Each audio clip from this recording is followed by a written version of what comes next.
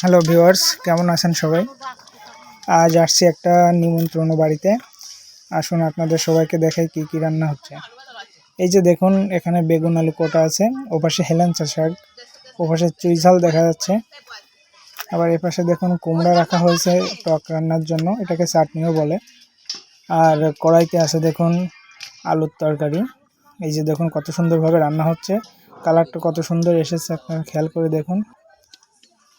এই মুহূর্তে আমাদের আলুর তরকারিটা হয়ে গেছে দেখা যাচ্ছে, এবং রান্নার সহায়তায় যারা আছে তারা তরকারিটা তুলে পাতিলে রাখছে। দেখেই বোঝা যাচ্ছে তরকারিটা খুবই টেস্টফুল হয়েছে, এবং কালারটা যা আসছে খুবই সুন্দর কালার আসছে। দেখুন সাথে আমাদের রান্নি যে দিদি আছে, উনিও হেল্প করছেন আর কি ওনার অ্যাসিস্ট্যান্টকে। এভাবেই আলুর তরকারিটা রান্না হয়ে গেল। এরপর দেখা যাক কি রান্না হয়, আমরা অপেক্ষা করতে থাকি। ও এ পাশে দেখুন মাছ ভাজা শুরু হয়ে গেছে। দেখুন কত বড় বড় মাছ ভাজি চলছে, মাছগুলো ভেজে নিচ্ছে কত সুন্দরভাবে। এ পাশ থেকে আবার আরেকজন মাছে লবণ হলুদ দিয়ে ছেড়ে দিচ্ছে।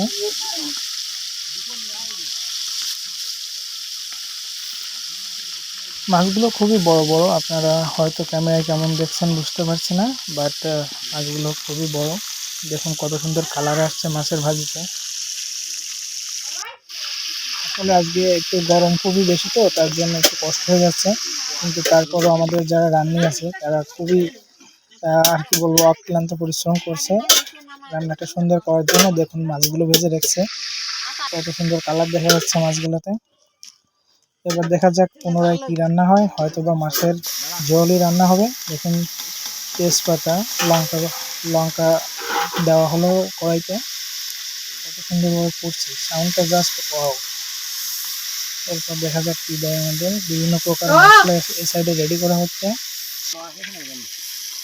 সাথে চুই ঝাল দেওয়া হয়েছে, চুই ঝাল দিলে রান্নার টেস্টটাই অন্যরকম হয়ে যায়। আর এটা খুলনাতে খুবই প্রসিদ্ধ, অন্য অন্য জায়গায় প্রসিদ্ধ কিনা জানি না, আপনারা কমেন্ট করে অবশ্যই জানাবেন আপনাদের দিকে চুই ঝাল পাওয়া যায় কিনা। দেখুন এরপর মশলাটা কষানোর পর আমাদের মাছগুলো দিয়ে দেওয়া হয়েছে, মাছগুলো দিয়ে আস্তে আস্তে নাড়াচাড়া করে দেওয়া হচ্ছে। এর সাথে আমাদের যে আজকে একটা নতুন রেসিপিতে রান্না হয়েছে, এটা হচ্ছে আলু দিয়ে মাছের রসা। আলুটা ভর্তা করে তারপর দেওয়া হয়েছে। এখন দেখা যাক কেমন টেস্ট হয়, দেখতে তো খুবই কালারফুল। এদিকে আমাদের রান্নি পুনরায় মশলা রেডি করছে, দেখতেই পাচ্ছেন মরিচের গুঁড়া, হলুদের গুঁড়া, এগুলো মিক্সার করছেন উনি। পুনরায় কড়াইতে হালকা করে হলুদ দেওয়া হচ্ছে।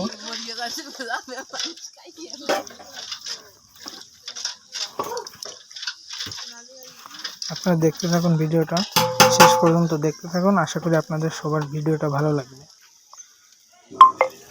এপাশে দেখুন রান্নি এবার যে মশলাটা রেডি করছিল সেটা কড়াইতে দিয়ে দিয়েছে, এবং দিয়ে দেওয়ার পর কালারটা সম্পূর্ণ চেঞ্জ হয়ে গেছে, যেন অন্যরকম একটা রান্না হচ্ছে। এবার লবণ দেওয়া হচ্ছে,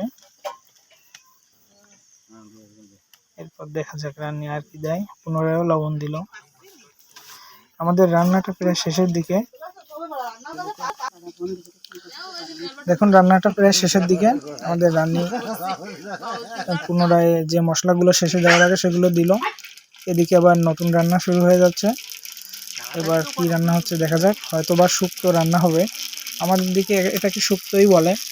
এই রান্নাটা ঝাল ছাড়াই হয়। দেখুন কত সুন্দর করে সরিষা দিয়ে, এটা সরিষা ফোড়নে দেওয়া হয়, সরিষা দিয়ে লবণ দিয়ে দেখুন কত সুন্দরভাবে ফোড়ন দেওয়া হয়েছে। এবার শুক্তোর জন্য যে মাছগুলো রাখা হয়েছিল সে মাছগুলো দিয়ে দেওয়া হলো, এবং সেগুলো খুব সুন্দরভাবে ভাজি করছে। মাছে দেখেন সাথে ডিমও আছে। এবার হলুদ লবণ এগুলো দিয়ে মাছগুলো ভাজি করা হচ্ছে।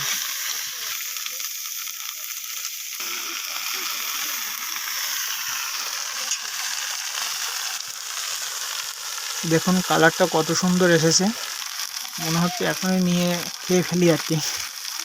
আপনারাও খেয়াল করে দেখুন, মাছের ডিম ছিল তো তার জন্য কালারটা খুব সুন্দর এসেছে।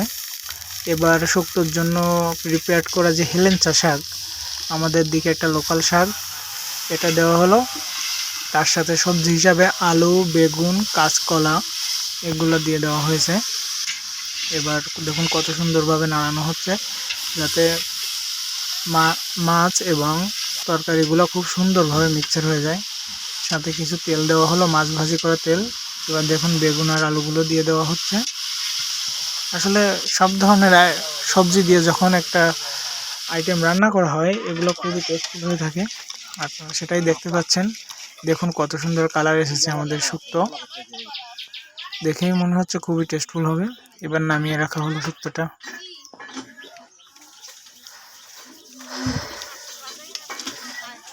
অ্যাকচুয়ালি যে রান্নাগুলো আমাদের রান্নি করছে সবগুলোই কালারফুল এবং টেস্টফুল দেখে মনে হচ্ছে।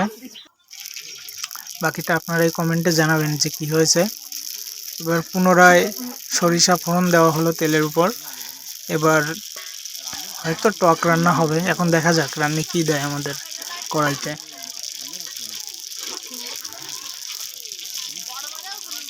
সরিষা ফোড়ন দিয়েছে, সাথে লবণও দিল। এবার পুনরায় একটু তেল দেওয়া হলো এবং কুমড়োগুলো ছেড়ে দেওয়া হয়েছে। আপনারা দেখতে থাকুন। এটা আসলে কুমড়ার টক হবে। বিভিন্ন এলাকায় বিভিন্ন ধরনের টক অথবা চাটনি হয়ে থাকে।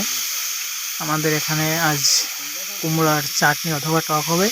কুমড়ার সাথে তেঁতুল দিয়ে এই চাটনিটা করা হয়। আপনারা দেখুন কিভাবে চাটনিটা প্রস্তুত করা হচ্ছে। হলুদ দেওয়া হলো।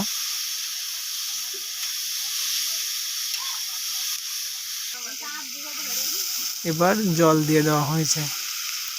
এখন শুধু জাল দিতে হবে, ভালো জাল হয়ে গেলে টকটা কমপ্লিট হয়ে যাবে। টকের জন্য যে তেঁতুল উপকরণটা রাখা হয়েছিল এটা দিয়েই টক হবে মূলত।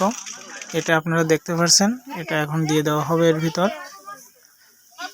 দেখুন আমাদের টকটা প্রায় শেষের দিকে। এখানে যে সরিষাগুলো রাখা হয়েছিল ফোড়ন দিয়ে সেগুলো দিয়ে দেওয়া হলো এবং পুনরায় একটু জাল দিয়ে দেওয়া হলো। আমাদের টক দেখুন কত সুন্দর কালার আসছে। ধন্যবাদ সবাইকে ভিডিওটা দেখার জন্য।